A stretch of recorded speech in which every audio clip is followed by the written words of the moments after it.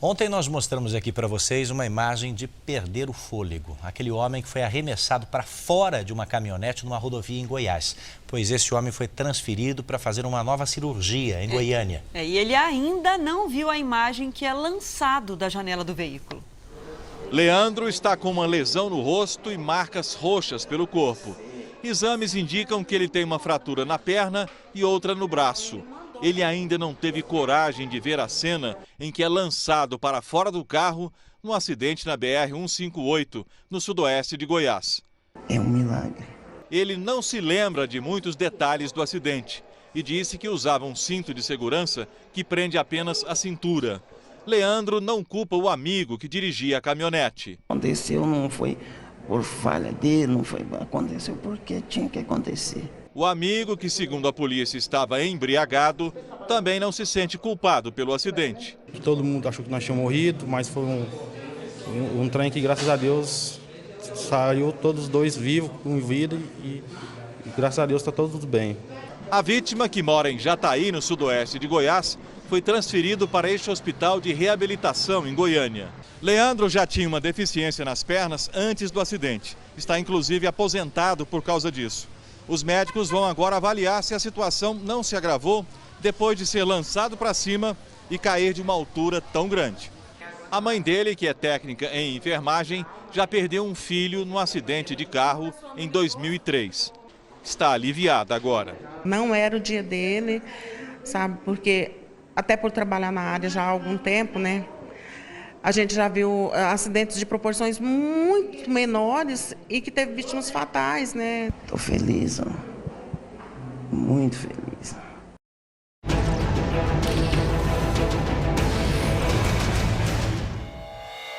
Flagrante em Porto Alegre.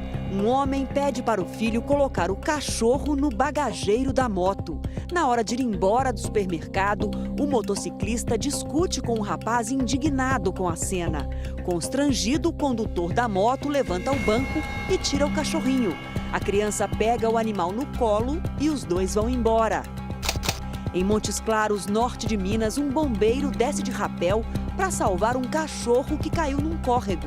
O animal corria risco de ser levado pela correnteza. O cão foi resgatado e fugiu logo em seguida. O presidente da Câmara dos Deputados, Eduardo Cunha, tenta uma nova jogada para permanecer no cargo. Desta vez, ele argumenta que deve ser julgado como presidente da República, já que está na linha sucessória.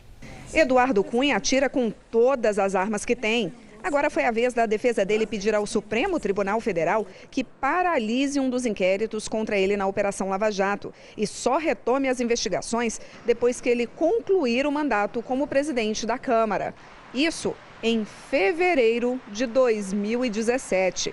O argumento é de que, como Cunha é o terceiro na linha sucessória presidencial, o caso dele teria que ser tratado como acontece com o presidente da República. A Constituição diz que o presidente não pode ser responsabilizado por fatos anteriores à sua posse enquanto está no cargo. Aqui na Câmara, as eleições para a liderança do PMDB têm movimentado a bancada. O partido está completamente rachado. O atual líder, Leonardo Pisciani, é um dos candidatos. O outro é Leonardo Quintão. E o presidente da casa, Eduardo Cunha, ainda ameaça lançar um terceiro nome para embaralhar o jogo, que pode ser Hugo Mota. Leonardo Pisciani sofre grande resistência dentro do partido, mas tem o aval de Mauro Lopes, que foi sondado para assumir a Secretaria de Aviação Civil em troca de apoio ao atual líder. Pisciani é ex-aliado de Cunha e homem de confiança do Palácio do Planalto, o que incomoda a ala oposicionista do PMDB. Para ele, mais candidatos na disputa pode ser uma estratégia para levar para o segundo turno. Não é nenhum bicho de 7 cabeças no PMDB ter esta disputa. Quantos quiserem disputar podem participar da disputa, é legítimo que participem da disputa. Certamente a bancada, dentro da sua autonomia, saberá escolher. A ala pró-impeachment não fechou posição em torno de um nome para concorrer com Pisciani. Leonardo Quintão é um dos que estão no páreo e espera contar com apoio além da bancada mineira. Não é uma candidatura a favor ou contra Pisciani, é a favor, é contra, na verdade, a maneira que Pisciani está conduzindo a sua liderança. Então, aqueles que quiserem vir com um discurso, com a plataforma de unir o partido, todos serão bem-vindos como candidatos. A presidente Dilma Rousseff formalizou hoje a criação de um órgão para fiscalizar o futebol, uma medida que promete acabar com os superpoderes dos cartolas. O decreto cria a Autoridade Pública de Governança do Futebol, órgão que será integrado por atletas, dirigentes, juízes e treinadores e terá poderes para fiscalizar a aplicação do Profute. O programa, criado no ano passado, evitou a quebradeira dos clubes ao permitir o refinanciamento das dívidas, inclusive em impostos federais, de 111 entidades esportivas. O rombo no setor é estimado em quase 4 bilhões de reais. O órgão criado hoje vai fiscalizar se os clubes estão cumprindo as contrapartidas exigidas para a renegociação das dívidas, como, por exemplo, transparência e rigor nas contas e mandato de 4 anos para os cargos de direção. É um golpe duro no poder dos cartolas do futebol. O saneamento das finanças dos clubes permitiu à Caixa Econômica Federal anunciar hoje a retomada do patrocínio, que este ano será de 83 milhões de reais e beneficiará 10 times, entre eles Flamengo com 25 milhões, Atlético Mineiro e Cruzeiro com 12 milhões e 500 mil reais cada um. Em época de cortes de despesas, a presidente da Caixa, Miriam Belchior, ressalta que a verba já estava no orçamento e não representa aumento de gasto. Os 10 clubes que assinam esses novos contratos carregam consigo a paixão de milhões de torcedores, de milhões de torcedoras por todo o nosso país. O ministro do Esporte lembra que há um ano o futebol brasileiro estava virtualmente falido e que começa agora uma nova fase. Ganha o futebol, ganha o espetáculo do futebol e ganha a política econômica também, que passa a ter aí mais uma perspectiva de aumentar a arrecadação. Você vai ver a seguir sensação de calor em Porto Alegre, beira os 40 graus. E na nossa série especial, o policial de UPP, que enfrenta os traficantes no Grito, no Rio de Janeiro. Bom dia, tô na área! Hoje não tem boca de fumo!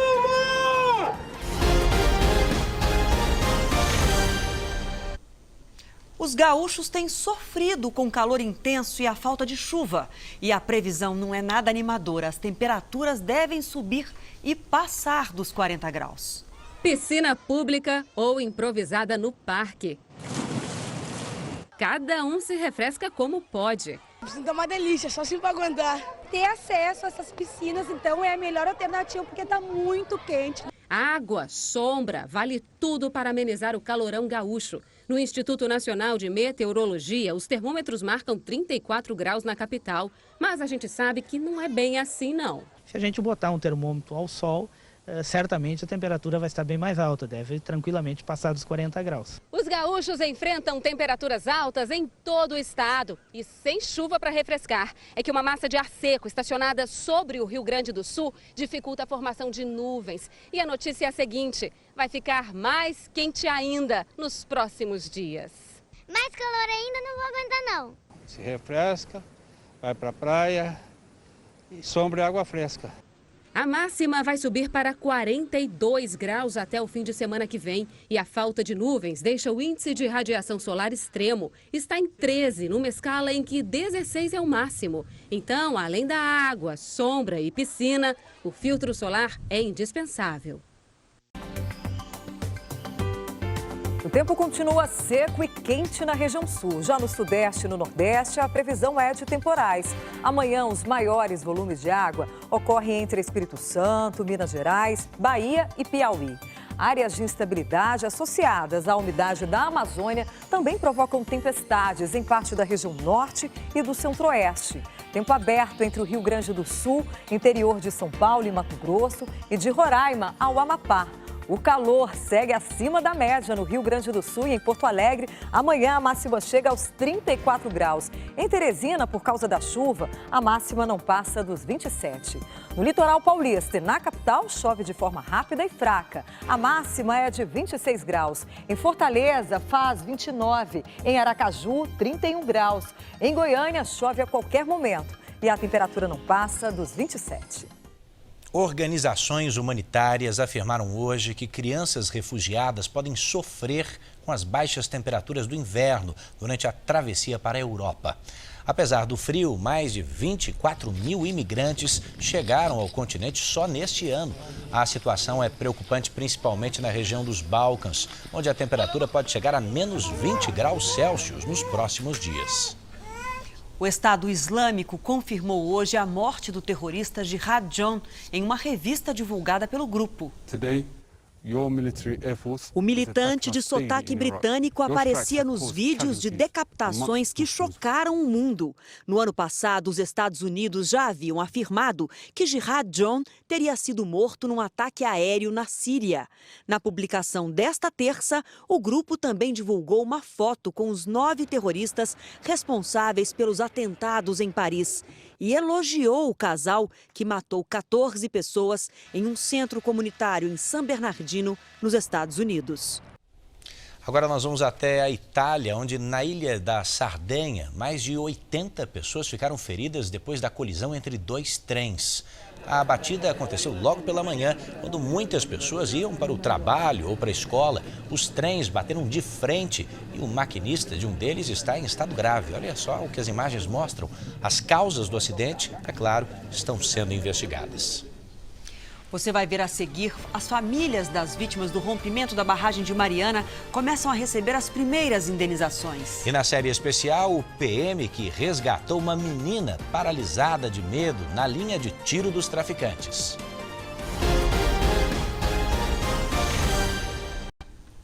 A aprovação do prefeito de São Paulo, Fernando Haddad, despencou.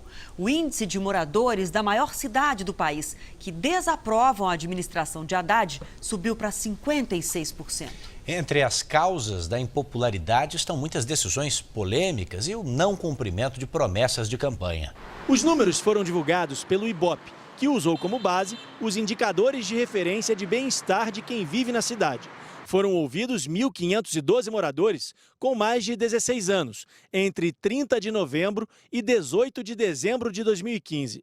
A pesquisa avalia a gestão de Fernando Haddad na prefeitura com base na qualidade de vida do morador de São Paulo. O cenário é o pior desde que o prefeito assumiu o cargo. O quesito ruim ou péssimo foi o único que subiu, segundo a pesquisa. No levantamento anterior, de 2014, Haddad era avaliado como ruim ou péssimo por 40% da população. Agora o índice subiu para 56%. Era ótimo ou bom para 15%. Agora apenas 13% o aprovam. Em 2014, 45% dos paulistanos consideravam a administração Haddad regular. O índice agora caiu para 31%. Decisões políticas podem ter feito a diferença na avaliação, como a que mexe com a vida dos taxistas.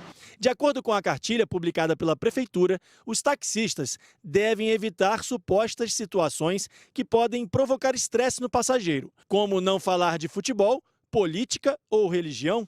Se desobedecer, o taxista será multado. Se o passageiro puxa uma conversa, você vai fazer o quê? Você vai desconfiar? Você vai desconversar? Né? Afinal de contas, nós vivemos numa democracia. Mas essa é apenas uma das muitas medidas polêmicas de Fernando Haddad. A evolução das ciclovias criou desavenças no trânsito já caótico. Na cidade do carro, a redução da velocidade e os radares escondidos atrás da sinalização. Péssimo. É só dinheiro que sai do nosso bolso. As promessas de campanha que nunca saíram do papel, como as 150 creches, os 115 quilômetros de corredores de ônibus e as 25 mil unidades habitacionais, influenciaram a opinião do paulistano. Para este cientista político, Fernando Haddad toma decisões sem pensar na maioria dos paulistanos. Ele criou uma administração feita em cima de factoides. Ele trata profundamente de questões que não estão no universo de preocupação da grande maioria dos paulistanos. Isso cria uma falta de sintonia entre aquilo que o paulistano quer e aquilo que ele faz. O prefeito Fernando Haddad não quis comentar a pesquisa.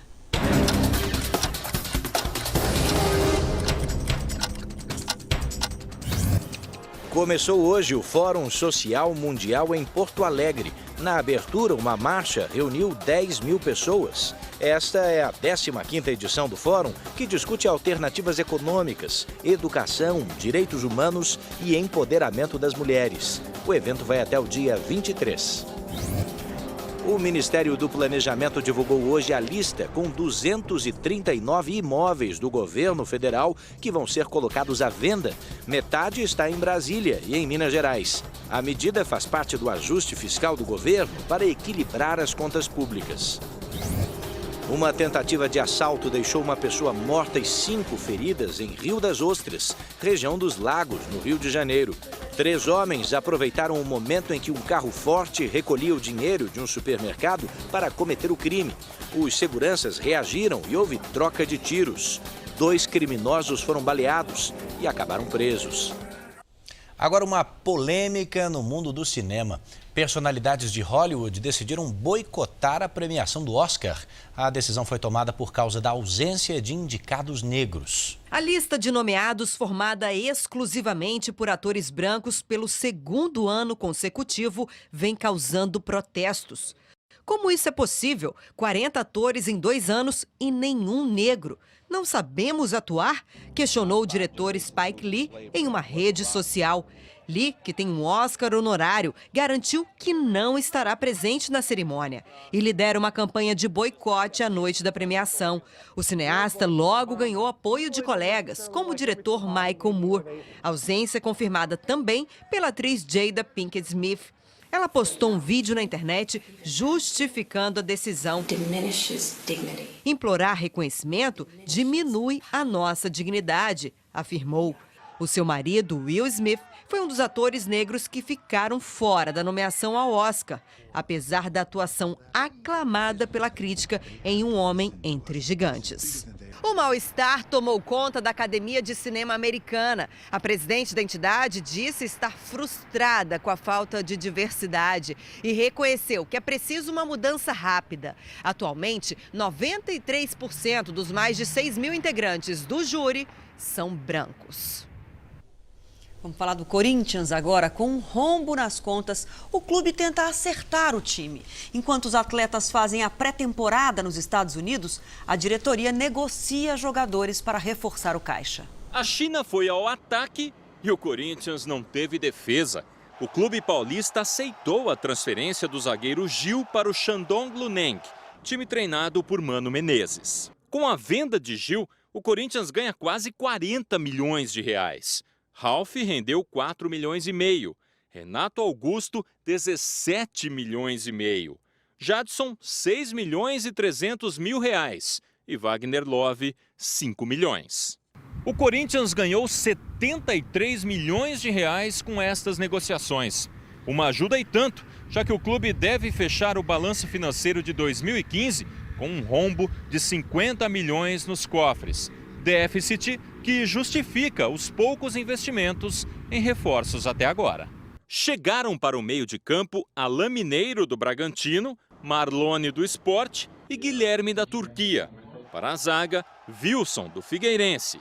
Nomes de maior impacto podem chegar depois de outra saída. Alexandre Pato, com proposta do Chelsea da Inglaterra, deve colocar mais 60 milhões na conta do Corinthians. Janeiro, férias escolares, muito sol, combinação perfeita para a criançada aproveitar o tempo livre, né? É ótimo, mas as famílias têm um problema. O que fazer com os filhos nesse verão que chove tanto? Tem que ter muita criatividade e paciência, tanto os pais quanto os avós. Espaço é o que não falta nesse condomínio. Futebol é a atividade preferida desses meninos. Mas quando o tempo fecha... Haja criatividade para distrair a criançada. Os menores se divertem com os pincéis e tintas. Nas férias a gente bola sempre uma coisa diferente. Para ocupar o tempo, os pais incentivam o esporte. Quando chove, estraga um pouco, a gente vem para o salão de jogos, ping-pong, pebolim. As partidas de ping-pong são disputadíssimas. Eu ganho dele umas vezes, ele ganha de mim. Arrumar o que fazer nas férias é uma tarefa difícil para os pais, principalmente com chuva. Não é fácil não, viu? Outro dia eu cheguei em casa lá, tinha uns 15 moleques lá dentro de casa lá, né? Tem que ter paciência também. E isso acontece com bastante frequência. E aí é assim, a avó Nelly faz tudo para agradar os meninos. Pipoca, bolinho de chuva, uma delícia. E a sala fica assim, ó, cheia. E aqui eles ficam horas jogando videogame. A gente joga e a gente come ao mesmo tempo, assim, é bem legal. Com esse monte de criança dentro de casa, a bagunça é certa. Fazem sim, mas eles me obedecem. Quando eu fico brava, viu? A avó reclama, mas no fundo ela gosta. E olha só, até entra no clima das férias. Algumas famílias de vítimas do rompimento da barragem em Mariana começaram a receber as primeiras indenizações pagas pela Samarco. A mineradora e as empresas Vale e BHP agora buscam um acordo com os governos de Minas Gerais e Espírito Santo para a recuperação do Rio Doce. As mineradoras terão que cumprir pelo menos 3 requisitos: apresentar um plano detalhado para revitalizar o Rio Doce, comprovar que as medidas serão financiadas no longo prazo e demonstrar como será a administração dos recursos. Não é depositar e esperar que um dia esse dinheiro seja gasto. É garantir ações e garantir que essas ações sejam efetivas pela garantia dos recursos aplicados. O acordo não anula punições já aplicadas, como as multas do IBAMA. O governo federal propõe que o dinheiro seja administrado por um fundo independente, com auditoria internacional. Levada pelo Rio Doce, a onda de lama da barragem de Fundão percorreu mais de 600 quilômetros daqui de Mariana até o Espírito Santo. Desde o vazamento dos rejeitos no ano passado, 2 distritos desapareceram, 17 pessoas morreram e 2 ainda estão desaparecidas. Outros 35 municípios, mineiros e capixabas, sofrem com a poluição. Nesta terça-feira, o IBAMA também começou a analisar o plano da Samarco para revitalizar as áreas devastadas. Diferentemente do acordo a ser fechado, esse tem ações a curto prazo. Esse plano que foi entregue ontem, ele é apenas um plano das ações iniciais para as áreas atingidas pelo desastre. Em Mariana, as famílias de 5 pessoas que morreram no desastre receberam uma indenização de R$100 mil.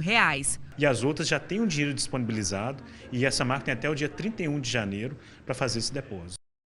Bom, e a insegurança no trabalho das mineradoras parece ser um problema recorrente. A encosta de uma mina que fica no distrito de Serra Azul, região metropolitana de Belo Horizonte, cedeu. Pelo menos 2 propriedades rurais foram atingidas por essa lama toda. Até agora, as chuvas que atingem a região são apontadas como a principal causa do acidente. Ninguém se feriu. Desde ontem, a mineradora Minerita, responsável pela área, tenta conter os impactos ambientais.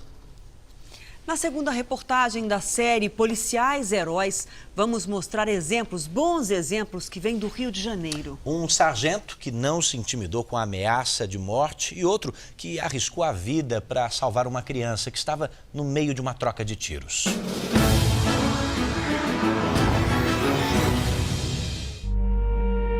Atrás dos grandes galpões de um polo industrial da década de 70, nasceu a comunidade Kelsons. O bairro, antes formado por famílias de pescadores, foi abandonado, deixando o território livre para o crime organizado. Uma dessas ruas, 2 policiais militares participaram de um resgate emocionante. Eu estava dirigindo a viatura, quando o Caldas falou: pô, tem uma criancinha ali, do outro lado da rua, né, na próxima esquina. Quando eu falei, me dê cobertura, que eu vou atravessar correndo, vou até ela. Eles me deram cobertura e eu fui correndo na direção a ela. Caldas é o parceiro do sargento Walter. Quando cessou o tiro, que nós avançamos mais uma rua, nós vimos uma criança e ela chorava muito. E eles começaram de novo a dar muito tiro. A criança está pedindo, pelo amor de Deus, aí que a mãe, o pai, né, tem essa troca de tiro, ó. Aí fez a troca de tiro, polícia resgatou ela no meio da rua. As imagens mostram uma menina paralisada pelo medo. O bandido não quer saber, tá dando tiro, com a criança atravessando. O sargento Walter decidiu agir. Colocou a vida em risco para resgatar a criança. Ela estava chorando muito, né? Ela estava muito nervosa, porque ela ficou congelada. Na hora do tiro, ela ficou congelada. Ela não corria nem para frente, nem para trás, nem para um lado, nem para o outro. Ela ficou parada no local, não conseguiu sair, só chorava. De imediato, a guarnição também correu para ajudá-lo. Ele segurou a criança, tirou da linha de tiro, né, protegendo-a com o seu próprio corpo. O choro desesperado chamou a atenção da avó. Senhora é mãe, pai? Avó? Uma troca de tiro aí, senhora. A polícia tá arriscando a vida aí dele pra salvar a criança aí no meio do tiro. A criança estava salva, mas a menina ainda exigiu um pouco mais do sargento Walter. Quando a avó dela pediu, ela que eu entreguei a avó dela, ela apontou uma bicicleta. Aí eu peguei, me expus um pouco, mas eu fui até a esquina, peguei a bicicleta dela. Esta é a entrada da comunidade onde tudo aconteceu. Um local considerado de altíssimo risco. Desde que o policial salvou a criança, nunca mais os dois se encontraram. A família não quer gravar entrevista, porque teme represálias por parte dos traficantes que ainda dominam todo o bairro. Eu entendo o lado da mãe, entendo o lado do pai, o lado da avó, entendo o medo deles. Eles sabem como é que funciona lá dentro, então eles ficam à mercê do tráfico. Então, eu lá procurar, falar alguma coisa, eu até estaria colocando a vida deles em risco. A história do policial que agiu por impulso aconteceu bem pertinho do local, onde um sargento reagiu de maneira surpreendente a uma ameaça. Vila Cruzeiro, bairro da Penha, zona norte do Rio. Aqui as forças de segurança chegaram há mais de 5 anos, mas o processo de pacificação ainda não foi concluído. Os traficantes resistem e nesse cenário de confrontos quase que semanais, nós encontramos um policial que faz questão de exercer a autoridade. Bom dia, Vila Cruzeiro! Bom dia, senhores! É o Bigode! Tô na área! Este é o sargento Gilson Freitas num dia normal de trabalho. Conhecido como Bigode entre os colegas da UPP, ele usa o alto-falante da viatura. O recado é claro, objetivo. Hoje não tem boca de fumo! Bom dia, comunidade! Gilson é casado há 31 anos com Nilda. Em casa, eles têm uma vida pacata. O sargento já foi militar da aeronáutica e vai completar 24 anos na PM. Eu vejo a polícia militar como um sacerdócio. E tudo que eu faço tem que ser bem feito. É com essa filosofia e com uma boa dose de coragem que o policial trabalha numa das regiões mais perigosas do Rio, a Vila Cruzeiro.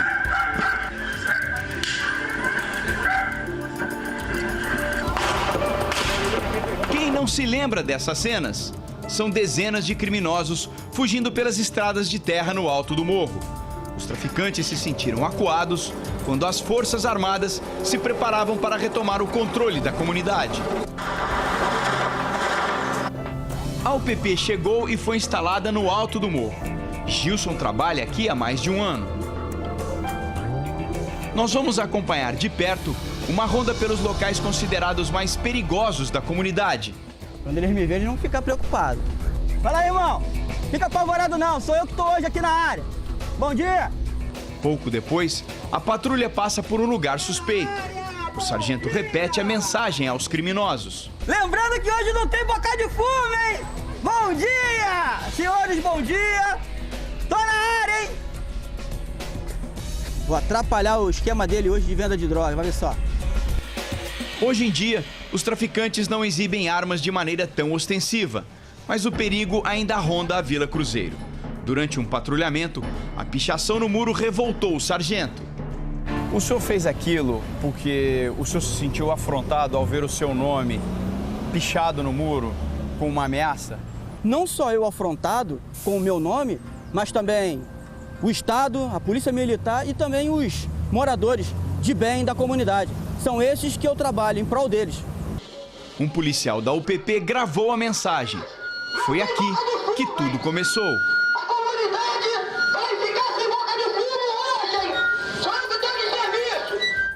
A atitude de Gilson surpreendeu até os companheiros de farda. Eu me surpreendi porque foi uma coisa nova, né? Mas com o passar do tempo a gente vai se acostumando, vai se acostumando com a situação. Olha, eu creio que eles ficam intimidados. Eu creio que eles ficam intimidados sim, né? Porque no momento em que você não faz nada para combatê-los, né? Eles vão crescendo.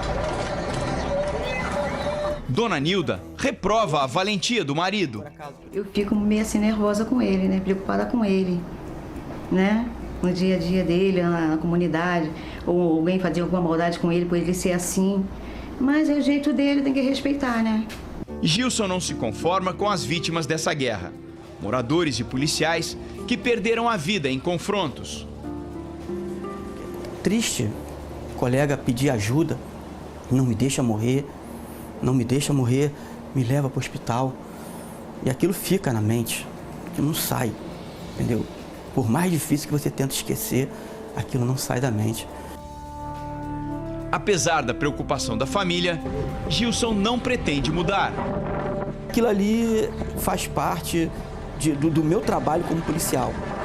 Comunicar à comunidade que eu estou ali e para que ela confie no trabalho da Polícia Militar, confie no que eu estou fazendo e que eu não sou apenas um policial. Eu sou o policial que está ali e está zelando pela vida deles.